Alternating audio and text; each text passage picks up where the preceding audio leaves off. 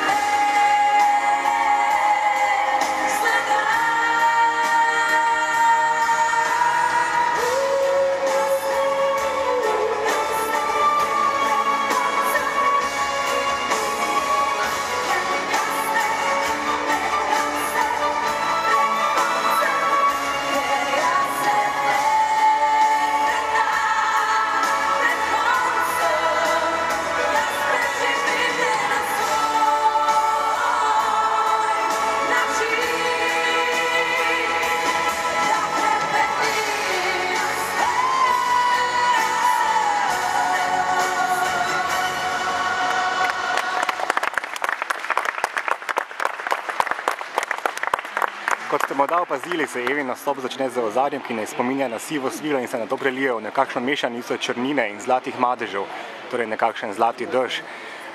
Evi dela družbo 5 spremljevalnih vokalist, ki so bolj ali manj iste, kot so bile lani v Düsseldorfu z Majo Kevc. Tudi kreator oblike je isti, le štajerskega narečja je letos nekoliko manj.